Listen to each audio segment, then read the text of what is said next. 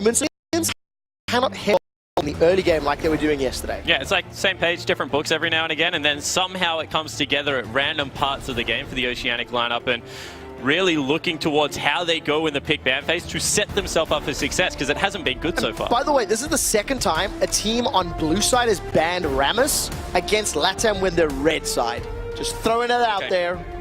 Good to know. Okay, so Misfortune will be banned out. We've already seen so far Misfortune has been a huge threat when it's come to the AD carries, so no real surprise there. I actually really like the champion select that LATAM had in the first game against Brazil, where they prioritized the Jax. I just didn't like what they did with the itemization and building up the Jax, but I honestly thought that was a game they could have taken. So even on red side, once again, like in that game against Brazil, I would be fine if they just picked up Jax again.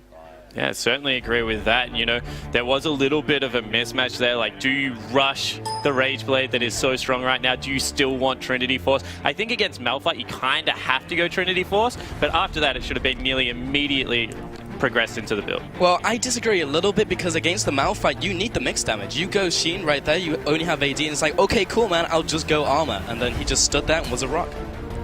In theory, we'll see how it pans out. The Malphite was a decent counter to those Rage Blade users. We've heard Rammus is pretty good. But if you look at how OPL have pinched the jungle pool, if LATAM don't ban the likes of Elise or Rek'Sai, then Carbon's going to get his hands on one of those comfort picks. But what are we missing? Mundo's still up as well. That was a big pick from yesterday. Kindred's still a thing. Kindred, I'm less impressed with. We've seen Kindred, I believe, twice now in the 5v5 tournament, and both times didn't really have a very big impact in the early game. So apparently you just got to give it to your mid laner. The way the 1v1 tournament's going, apparently just give Kindred to the mid laners. Apparently, play it well. We even saw an ultimate bravery, man. You just give that Kindred, give them a solo lane, and they'll go to town. Last ban was Mundo, so we're not going to be seeing that one this game. And I'm really interested in what the priority is going to be, because we saw some very interesting first picks. Saw Alistair come out, which was surprising to me. Actually went ham and went 0-1-26, so actually did really well. And then the Rek'Sai as well was the other first pick that we saw, so Oceania could pull literally anything out of the bag. I think the safe pick, or the safe bet, would to get the jungler that you want the most, wait for LATAM to reveal something a little bit more maybe, and then lock that in, because there's still a lot of picks that you can run. You know, yesterday's Radia, he tried the Vayne. I don't think it was terrible, but unfortunately the team was too far behind for it to actually have any sort of impact against that Dr. Mundo. So, you know, Oceania have got a lot of options available to them. It's not going to be the junglers I thought in the Lee Sin, but a similar strategy. Fairly safe, you're not revealing anything. So this is the jungler that Carbon goes to when he feels like he needs to win games. We saw it in the OPL finals against the Chiefs when they were able to steal a victory. Does like to get some early playmaking going, and this just means that he wants to be very active around the map, and that's one thing that we often criticize his Elise for. He plays it more as a control jungler, whereas you see someone like Revolta pick it up and invade and go very, very aggressive with it. That's what Carbon's Lee Sin is. Look for him to be active on the map. So LATAM in the two games have prioritized support or jungle primarily. It was Alistair yesterday as well against CIS. That's been locked in. They also returned to the Jax, like you said, Pulse. Yeah, honestly, I like it. If they just swap up the itemization, also the change would be whether OPL even pick Malphite to contain or bring something to challenge the Jax. And that really is the question that he's answering for me as Oceania pick up the rest of their picks. And if you step back and you look at the matchups today, we've got 7 of these 5v5s. Now we need to see which team has developed some synergy yesterday, has talked strategy, has started to adapt and grow. Because yesterday, Helior was not utilized as well as I feel he could have been on that Jax. There were times where he split push, but it was inconsistent. The warding wasn't backing it up. So I want to see LATAM make better use of the tools Jax has in its kit. Oh, and Oceania has done it again. They've gone back to a tank top lane with the Morgana. I really don't think that this is their best composition. The reason being is Ryu is just such a good threat around the map when you are able to get him rolling. You know, we talk about his Rise a lot. That, of course, has seen ban after ban, but also has a really good Renekton, and that is a successful matchup against the Jax. So get him set up for success. Now he's going to be on a big tank, and pressure's on Carbon. If Carbon doesn't win that lane for him, Ryu, sure, he'll scale, but the Jax will do so at the same pace. Yeah, I completely agree with you there, Spawn. And the fact that he has Renekton in his champion pool, why not just pick that up here?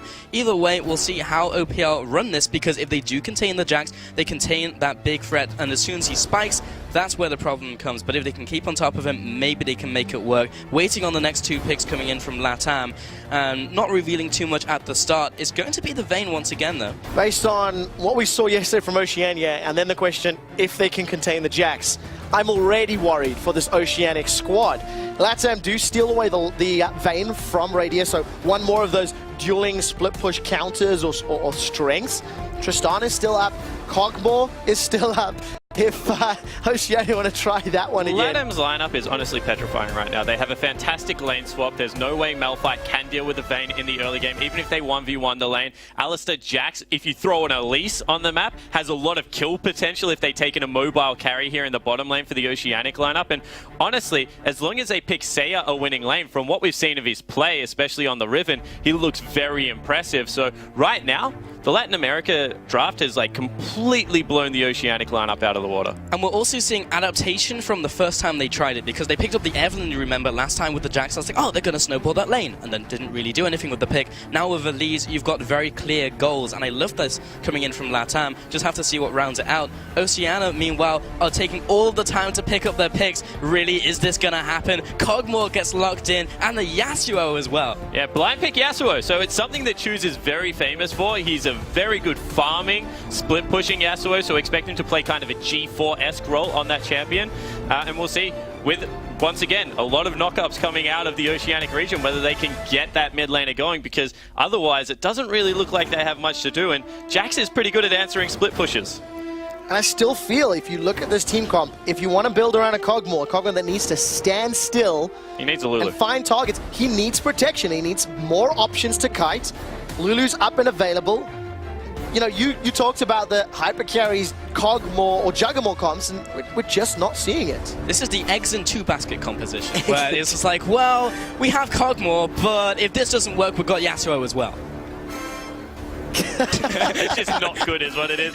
On the other side of the rift, I would be super excited if we saw this. Cannon is something that Faker actually played a lot in solo queue when Yasuo was really making his resurgence, and it was a pick that was credited to why people were scared to pick Yasuo into SKT when Braum Yasuo was such a popular comp. So we'll see whether Seiya can take that into the mid lane and really make the Yasuo's life hell, because it's not fun to play that 1v1 matchup. And again, more tools in the LATAM team composition that's going to allow them to counter Oceania. If Lee Sin, Malphite, and Yasuo do jump into the fight, Seiya is able to hourglass what is a fairly telegraphed ability.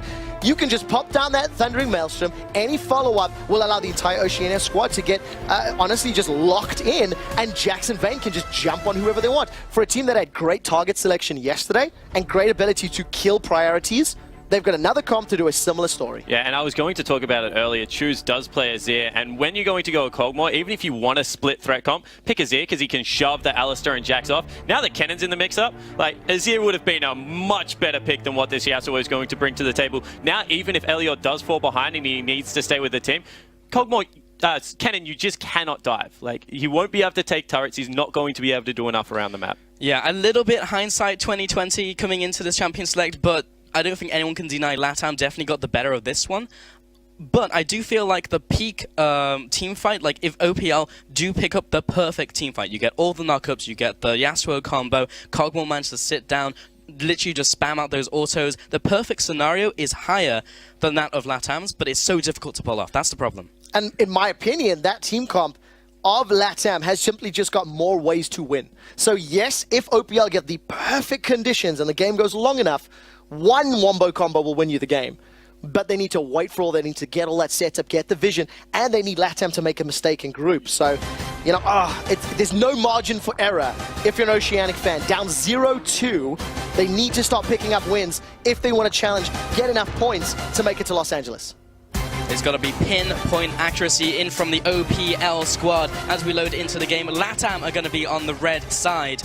And it is going to be that Cannon and Yasuo mid lane. And you were talking about this before, Spawn. That's not a fun matchup for Yasuo. You get the electrical surge down. It's like, well, win more this, buddy. Yeah, and the other thing is, as soon as he engages on you, it's a very telegraphed knockup. Your E just adds so much resistances to Cannon's kit. Pop the ultimate, he's trapped inside there, gets the auto stun off. So honestly, this is a very favorable matchup for Cannon. We'll see if it does play out that way. But I think you actually nailed it, Quickshot. If Oceania gets vision control. if they make the LATAM lineup walk into them, they do have some tools in the Morgana, in the Malphite to be able to catch people out, and then very quick objective control. Yasuo, you've got a Lee Sin as well as a Kog'Maw. They can start shredding through these neutrals and turrets and maybe get that snowball rolling. I'd like to see LATAM make use of the Jax and Vayne in the side lanes. The one thing that LATAM lack a whole lot, in a similar vein for OPL, is wave clear. Both of these teams do not want to get caught underneath their turrets, and LATAM never want to be in a sieging scenario where a flank from a Lee Sin or a Malphite can absolutely obliterate them. So I'm not expecting standoffs at towers, but I'd like to see LATAM play the side lanes with that Jax, with that Vayne, once they get an item or two. And this is the second time we've seen a Yasuo take Q level 1. And this is like absolutely mind-boggling to me. Because Q, it's a much better distance farming, but you pretty much cede all control of the lane, and there is no way you can go aggressive with it. And that's something that Choose is very well known for, getting that level 3, taking 2 points in his E, and just being able to put out a lot of pressure.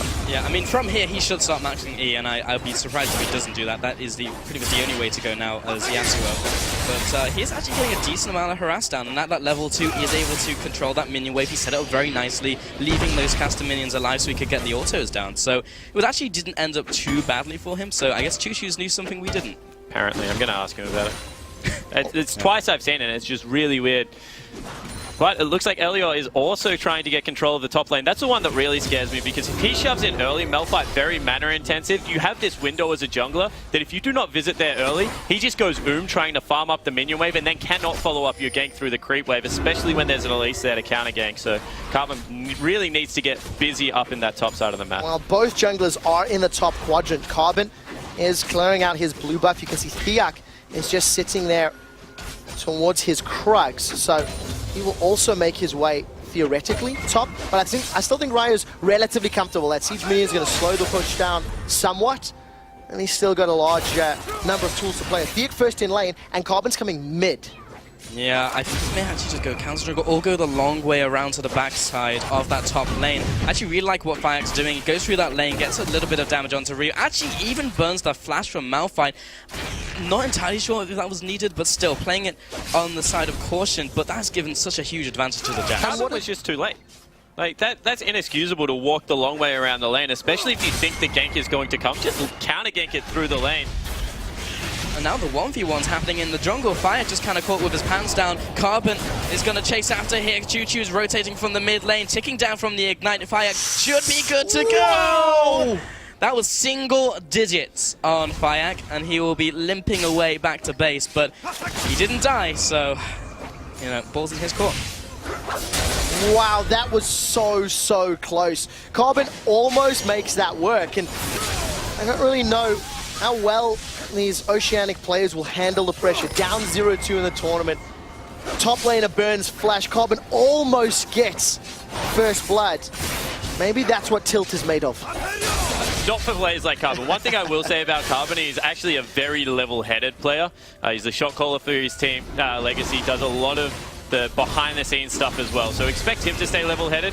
I'd say might be caught out a little bit here. Radio's getting a lot of auto attacks down. This is a combo that can work well. If a Dark Binding hits, the Bioarcane Barrage from Radia's Kog'Maw can then just really lay the hurt down.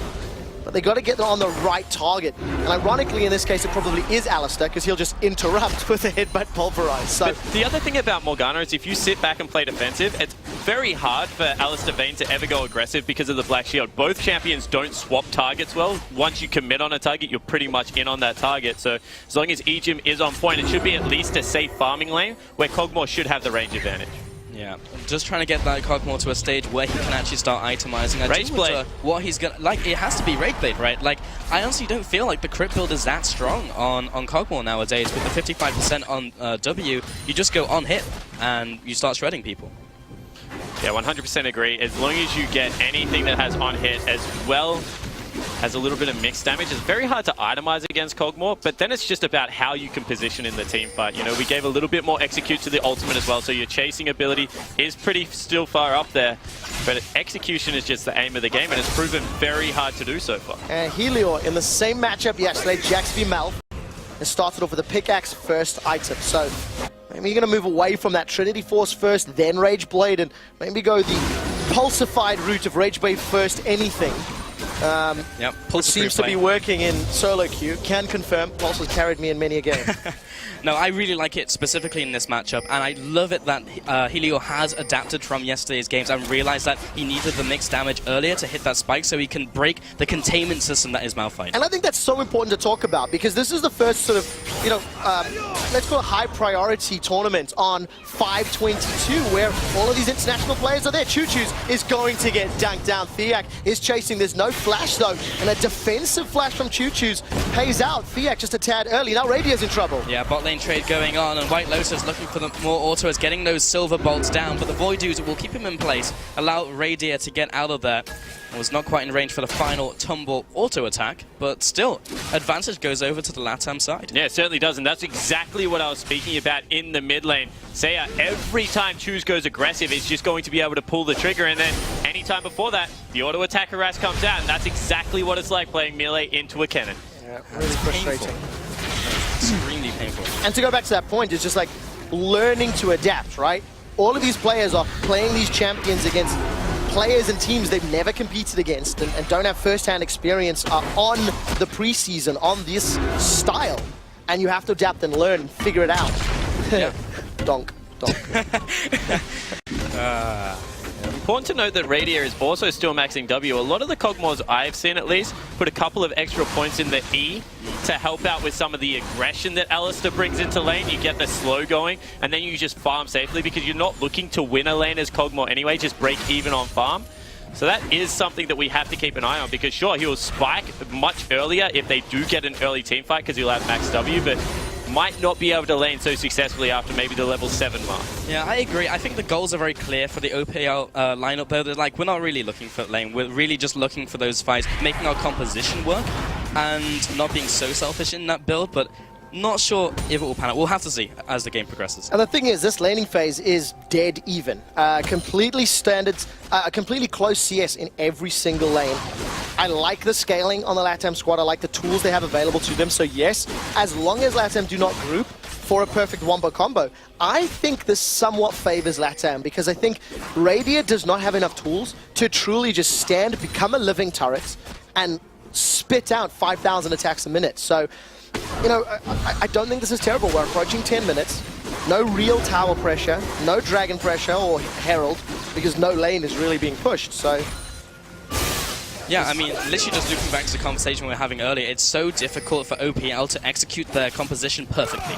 And we will reach a point in the game where they will need to do that. And if LATAM position correctly and play well, that's just simply not going to happen. LATAM have to position in a way that OPL can capitalize on. Yeah, it certainly is going to turn into a decision-making game. Do the OPL want to split push? Are they more happy to group up and try and use this wombo combo? Here they go. Well, Carbon's got to go for the fight in the mid lane. Kicks Seiya away, so Choo-Choo doesn't get the stun down, but goes back into it. Helios now in the fight. Bonk! And that's first blood going over to Seiya. And they really need to learn that you cannot gank Kennen with 2 melee champions. You just cannot get the ultimate off. It's an instant stun as soon as you get in that slicing Maelstrom. And Seiya once again turns it around solo. Elior comes in for some support. Yeah, 1 versus 2. It literally doesn't matter to a Kennen. You can have 5 members there. He'll stun everybody.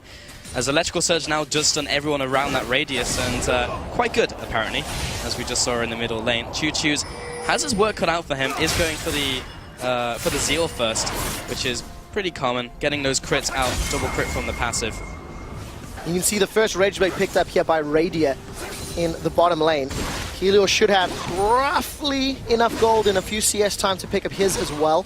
And I want to see how he's going to handle that top lane against Ryu once he completes the itemization, because yesterday, going up against the Brazilian top lane, it just simply didn't work out. He did not get far enough ahead of that Trinity Force in the early stages of the game to have an impact. And despite Seiya's great work on Lissandra, it simply was not enough. Yeah, it certainly wasn't, and I honestly, once again, I'm just going to go back to Carver's jungling here. I think he's picked the wrong lane to try and camp out, because Jax is starting to get going right now, and they're even pulling Ejim into Seiya's lane, trying to shut it down. But when you have this free farming Jax top lane, as we said, Malphite is fantastic late game, but if Jax can get his items early, will just pose much more of a threat.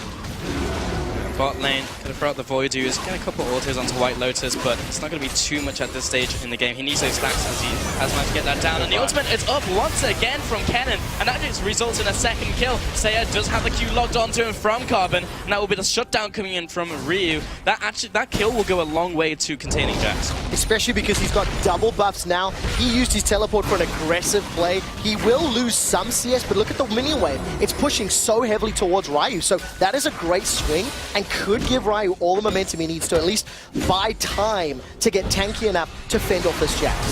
Not done yet. Oh, the flash into the pulverize and the knock-up onto Reindeer, but Arce is going to get CC'd up here with the Unbreakable Will. Carbon does not log on the damage, and White Lotus, the damage coming through, the dodges as well, the moves. He should be able to get at least one kill here. He deserves it with the mechanics he's throwing out, and the Q lands from Carbon. Do it! Go in! Not won't decide to. In the end, it is a very good turnaround play, and once again, they're looking at Choo Choo's lane. Thyak still not done here. Thyak looking for this guy. Real sneaky. Coming in from the side, the flash comes out early and still dodges the cocoon. That could have been a potential misstep with that flash coming out. White Lotus gets hit by the binding and in tower range as well. The raining barrage comes in from the Cogmore, and Arce, remember, he doesn't have ultimate. He's still being chased down. One auto lands, the flash comes through from Reindeer as well. Carbon lands the Q, tries going for the kill, but the heal comes out from White Lotus. The outplay from Latam. OPL, that is what Tilda's made of, quick shot right there. That was such a good play out of White Lotus, able to bait them into the last moment. And you can see maybe the start of some frustration. He follows the Q this time after stunning up White Lotus under turret, but just wasn't meant to be. My mind's telling me no, but my KDA is also telling me no. Everything told him no. You're definitely not a songwriter there, my friend Pulse. No. Good attempt. I give you props for that. Choo Choo goes back to kill out the camp and actually dodges the cocoon, but while he's farming the jungle, Saya just takes the second tower in favor of Latam. That's a top and middle that has now fallen back to back. A 2,500 gold lead. They've got a kill lead. They've got map control. And they're it's just looking great. Shove it out as well, so there's no potential freeze that Choose can hold here with his wind wall, try and get Carbon into the lane. That's a double buff Malphite, by the way, that was still getting repetitively pushed into turret. So Rage Blade's the correct first item into Malphite then? Apparently. Well, he didn't watch the interaction very closely, but telling tale with the tower going down. And the fact that Helio is just continuing to shove it in. I mean, there's just not enough for Malphite to do. Like, he itemizes one item, he goes for the Sunfire, actually gonna hold that for a second because the damage coming out from Cogmore, and that is the power of Rage Blade, ladies and gentlemen. And Arce tries to get away, but he is just going lambs to the slaughter. The CC lands, and the Living Artillery does as well for the double kill coming in from Reindeer. And now maybe they open up a win condition because Cogmore's going to be able to shred through this turret, position himself somewhere on the map, and Reindeer has picked up 2 kills. Choose Egypt? That was weird. Ooh, a little bit brave there. But you can see the power. The length of that dark binding route bought all of the time that Reindeer needed. He was out of range. He was safe. Black Shield meant that Alistair could knock him up and get interrupted. And White Lotus got melted by that Cogmore. So Dragon number 1 will go uncontested to the OPL squad. They've closed the gold lead. And Cogmore sitting on a lot of gold. I don't think they can contest this Rift Herald. 1,600 gold for Reindeer next time he goes back. But Helio, with his advantage, with his itemization, now also has the Rift Herald buff. There was the tiniest of windows for OPL to come back into this game, and they opened it wide open. That play from Egypt, pretty much, opening it up for them, allowing Reindeer to get those 2 kills is such a big deal. Now they have something to play around. Helio, yes, he's huge. Yes, he's probably able to outtrade the Ryu at this stage in the game. But as long as Reindeer is able to go into team fight, they actually have something in their arsenal to use against the Latam team. Yeah, the thing I am so worried about, though, is the fact that there is a 1,300 gold lead. Wow. This is not a fight you want, Carbon. And yeah, he's going to kick him away there. That's that book I was talking about. I don't know what he's reading right now. Carbon is the same level as the supports in game right now. It's tied 58 CS to 58 CS, but that Lee Sin early game impact, the opportunities that were available have not showed off. he committed to trying to camp for Choo Choo's, tried to get Yasuo ahead, and multiple attempts did not work. But how different would this game look if Carbon had picked up that first kill onto Fire? If those extra couple points of HP had gone down, how different would this game look? Because he would have gone from lane to lane, had that power spike, hit items earlier. This game would have cascaded out of control, but it was LATAM who managed to survive and picked up those kills. And after those 2 turrets, I thought the game was donezo. Well, so did I. Unfortunately for LATAM. That is 4 members heading top lane for Latin America. Say going to be able to get in here. Say is looking forward. The flash engage. The Black Shield will buy some time, but not enough. Because here comes Arce. He's knocked up Radiant, taking him down. Ikafian Surprise will give a gentle love tap to Thyak. And LATAM get themselves 3 kills. A tower down bottom a few moments before, and maybe an inner turret top. But Ryu actually picked up White Lotus on the other side of the map as all of this is happening. Latin America will be able to push through here, secure themselves another turret. Turrets are literally made of paper. Like, they will take this turret, and they may even push for the next one. Once the death time is, okay, couple seconds left, they'll take this opportunity to retreat. We're going to see that engage once again. Yeah, and that's just great layering of CC. Say goes in first. This is how White Lotus... Why on earth was he there? Vein spotting, boys. At least 15 points in there. I feel that's almost a BM replay at that point of the game. It's like, just don't show it. Like, he died, we'll leave just it accept to that mystery. fact. I cannot comprehend that. I hope someone asked him about that. That was beautiful. Oh man, so let's take a step back as honestly we've had a lot of action over the last 17 minutes. 4-6 in kills, the mid turret is about to go down, making it the second for OPL as LATAM tried to mount a defense. It's not going to happen here, but 4 towers have gone over to LATAM just off the back of multiple good fights, good skirmishes, a good rotation in top lane has resulted in another turret in that top area. And Carbon now looking to clear out these wards, encroach the vision on the LATAM side. But this game literally still up in the air. Yeah, it certainly is. And one thing I do want to take a look at is Malphite is so good at shutting down all the AD and attack speed on LATAM's lineup, but it's Saya that has really gotten going. He has 500 gold more on this map than anyone else, 2,000 more than Choose in the mid lane. So all of a sudden the cannon that Malphite would be like, I can just ignore him, make sure that I build up my armor and it's a little bit of HP, now is a legitimate threat to that tanky top laner. Yeah, and so is everybody else. Helios got that Gunblade completed, BF Sword and another Zeal for White Lotus, so he's got attack damage to back up what we're anticipating as a rapid fire cannon. You need to go Eye-Edge or cannon second. I mean, LATAM they've got damage for days, they've got frontline, they've got CC.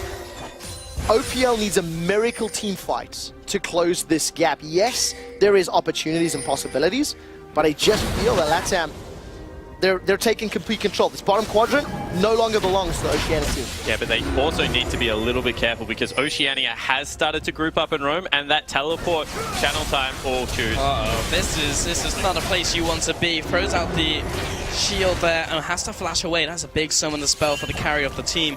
Radiant will have to pick up the slack here, 2-1 and 0. OPL moving towards this bottom lane, and Helior is destroying these minions. Also picked up the Hextech Gunblade, by the way, so literally getting all of that hybrid damage out. I like this. Teleport is available. Ryu does not have it for a few more seconds, so Ryu has to be with the team to try to defend. This is LATAM doing what they didn't really do very effectively yesterday. 20 minutes in, split push on an inhibitor turret. This is great growth. Egypt's in trouble. Yeah, jump on there by Fire. He will be heading up, but he's been CC'd in place. Carbon wants the kill. It's not enough. And once again, Fire actually triggered. He didn't even auto-attack him first. He just booted him in the head. It wasn't enough. Thyak flies away to safety. Thank you for that, mate. And Radiant, who was exhausted, can't get anything done. Carbon's face. Yeah. There was facepalm at first and a chuckle to follow. Carbon totally knowing, you know, this is one of those games just like, it's just not with you. Yeah, that's twice that Thyak has lived on single-digit health, and Carbon's just been like, it's not my day. As the Oceanic representative of the desk at the moment, do you call #luck? No, definitely not. That's a complete miscalculation. Carbon should have auto-attacked him first. There's pretty much no excuse not to in that part of the game. So, yeah, definitely not luck. That's just a little bit of a misplay from the Oceanic jungler. Yeah, but the first one was complete luck, by the way. That was 17 HP. That one, with red buff, with all the things going on, that is complete luck. That one right there is a misplay. Carbon played the first game very well. It's the Keystone Masteries, man. Literally the difference between life and death. And Fire actually turning to Spider form. Look at all those gold. Just in time. Look at all that gold, clearing out the minion waves. So, a bunch of big items have been completed. I love this item build from White Lotus. Once again, it is the rapid fire cannon with the static shiv. The synergy with those two items is so good. I also really like the addition of the BF sword into the middle. So you have a little bit of additional AD to back up all the rest of the damage, and it's just working wonders for White Lotus. A real big threat. Also helps with taking down those towers somewhat quicker, but we got a giant standoff in this middle lane. LATAM do not have Sayo with them. He's in pushing on the top lane, so if a fight were to break out, a lot of that gold advantage shrinks because it is sitting in Saya's hands. And Oceania is pinging out one ward that they had behind them for Ryu to potentially come into the fight and try and impact it. They've pulled out the dragon. Saya not the best turret pusher. So there is a window right now for Oceania to make a play. They're not going to. They are not. And Dragon is being taken down, actually deciding better of it as OPL do decide to try and contest. The Saya's Dragon is resetting. And Saya looking for the flank. He's not actually going to dive right in there. There is a lot of warding coverage in from both sides. LATAM going to take away this Dragon. I think the flanking Saya could be game-changing as well. If he manages to get off the hourglass before being CC'd, the threat that Slicing Maelstrom will bring to this side lane will buy, again, freedom for Helio and White Lotus to move around and to figure out who they want to take out. LATAM are looking really good. We're only 22 minutes in, and OPL are defending their inhibitor turrets on multiple lanes. But this is a rate of the game we expected coming into the tournament. With how weak turrets are, Chuchu's caught out. He'll be okay. I'll say, maybe less okay. He's taking a lot of damage in from Raider. He may even have to ult here. Remember, those living artillery do more damage the lower you go, up to triple when you're below 25% HP. And Arce was definitely below 25% HP. That was the first time that the Oceanic region got something good going and didn't just hard commit. That is a team fight that you would expect them to just 100% engage on. Maybe after the play in the bottom lane where Carbon went a little bit too deep, they have decided to just scale this one up. And honestly, with how quickly Jax is split pushing these waves and collecting farm, I don't know if it is the right decision still, because that was certainly a window of opportunity. Yeah, I do wonder what happens if LATAM just decide, all right, guys, we're going to 1-3-1. We're going to send Vayne bot lane, we're going to send a Helio top lane. Who deals with those two threats from OPL? You have Ryu for one of them, and then what? Choo-Choo's is not going to win against either of those matchups. Raider, you need with the rest of the team. Oh, they got... And we've seen before, Carbon can't do it. Ryu jumps in. Right, Lotus dropping low, but he's got the kite going. And Ryu cannot follow anymore. Helio jumps into the fight, immediately exhausted down. And Choo-Choo's, he will be the first casualty of the fight. Fire trying to get into the back lines, already used the repel. And Helio jumps in the back line. This is actually disgusting. Picks up the triple kill, a 5-4-0. And this is exactly what we were talking about. It looks fantastic, but there are just so many different ways for Latin America to play these team fights. The teleport, the flank comes in, and all of a sudden, they completely wipe the floor of the Oceanic region. They're going to get Baron, and now that is a 10,000 gold lead. Incredible play from the Latin American team, and just great growth from day one to day two. And Spawn, like you were saying just before the fight broke out, this is exactly what we were anticipating. Now, the real test for any team is how they're going to close this game out. With Baron buff, with split push threat in a 1-3-1, LATAM can really just look to shove down those exposed inhibitors. And this started perfectly. Big Malfighter. Radiant once again gets exhausted though, and as soon as Helio and Saya arrive in this team fight, it's completely over.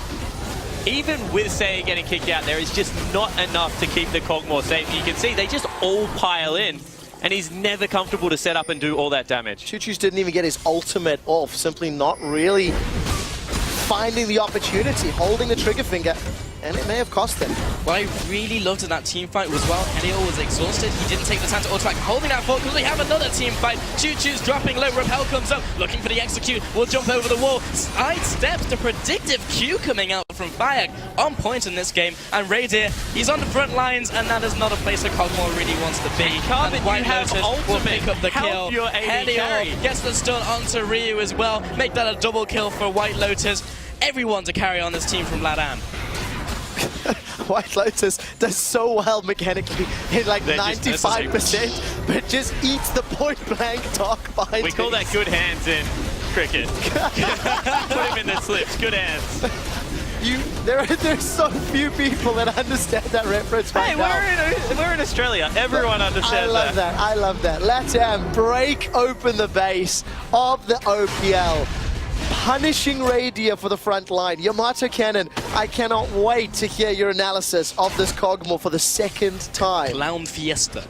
Hey, to Radier's credit, this game has actually, I feel that the mid-focus strategy coming out of the OPL region, I understand why they did it. Choo-Choo's Carbon, both the same team, they would be very comfortable ganking for each other, but as soon as that cannon was locked in, the window just closed before the game even began. So probably not on the Cogmore this time around. More of a micro decision at the start of the game where they were sending their players. Yeah, almost macro as well, just in terms of their approach to the entire game, because after that first gank didn't fail and Ryu lost his flash, Carbon did not offer support to that Malphite, did not offer a tool to counter some of this 1-3-1 split push threat that LATAM could put forward. But it's just not understanding the matchup that Cannon brings into the mid lane, right? They think with the kick, this is such an easy level 6 gank, but as soon as Cannon hits that ultimate and 2 people go inside him, you just can never get it off. It's just not understanding what Cannon actually does to Yasuo. There were very few tools for OPL to use, but they did not really use any of them to the right effect. That's kind of this game in a nutshell. I absolutely love that LATAM with Baron are now grouping as 5, saying we dare you to fight because we know that we'll win. 12,000 gold lead, Baron empowered minions, Baron stats is about to wear off, unfortunately, and now LATAM are starting to peel away. OPL didn't take the bait and look for the engage, but again, smart, heads up, good calls from LATAM. They're playing the map correctly. I think the top wave should be pushing towards OPL. We can take a quick look there on our PC and double check, because if they can start a slow push, that would be another opportunity. Helio is moving his way up because it is actually going against them. So even there, let's stop the siege, let's get the map in all lanes, and then look to pressure more. Yeah, and this is what we said about the Latin American lineup. Their early game looked rusty, but their team fight and late game decision making actually looked very good. This game, OPL didn't push them whatsoever. In fact, the repetitive ganks into the mid lane played into their hands. So if this is a continued trend, if they can play the mid-game team fighting stage of the game, we've already seen how quickly turrets melt. One team fight means you gain complete control of the map. Yeah, such a big deal in this game. It just snowballs out of control. The amount you get in local gold, we were talking about this yesterday, is so much. You pick up a kill on a tower, you get over a double kill worth of gold. And that is so crushing for your opponent, especially when you're trying to contain something like a Jax. Especially when you're going up against Vayne, who has this item build now, which we were talking about yesterday again, smooths out the power curve so nicely. There's no windows, really, you can deal with this for OPL. The silver lining, I guess, now is they have this triple item Cogmore. Whether they can protect him is another question entirely. Yeah, what they're hoping is that someone goes deep and it's not Arce tanking the turret. If that happens, there is like a 1 in 1,000 chance that they still take a team fight here, but they need to be so careful. Can I just say how good Ejim has been landing at bindings this game? Like, over and over again. Okay, you can debate maybe it's because not good at dodging. That's the other I do feel there is like 65% Ejim, 35% Thyak, and White Lotus not caring on some of them. But I do agree. I think Ejim has had some great play. There he goes again. Flash Dark finally connects. He is in trouble. The last breath was not used. There's a teleport from Helio. He's coming in from behind. And White Lotus is still alive. The fight is being literally split up as Seiya comes in with a slicing maelstrom. That's already 2 kills over to LATAM. Helio has joined the fight, and Helio picks up the double. He's looking for the triple, and he will get it himself. Carbon is left to limp away back to his base, and he's the sole survivor. This looks like the end of the game. The curtains are falling for OPL. Yeah, it certainly does look to be that way. See if Carbon can defend the Nexus turrets. One does go down. And LATAM taking the second Nexus turret. This will indeed be the game. And with spectacular adaptation from day one, LATAM secure the win, take out Carbon, and take out OPL. There's not really much more to say. It was a desperation team fight in the end. The Oceanic lineup really did throw everything in there. They managed to get the 2 carries, but Helio in the top lane on this Jax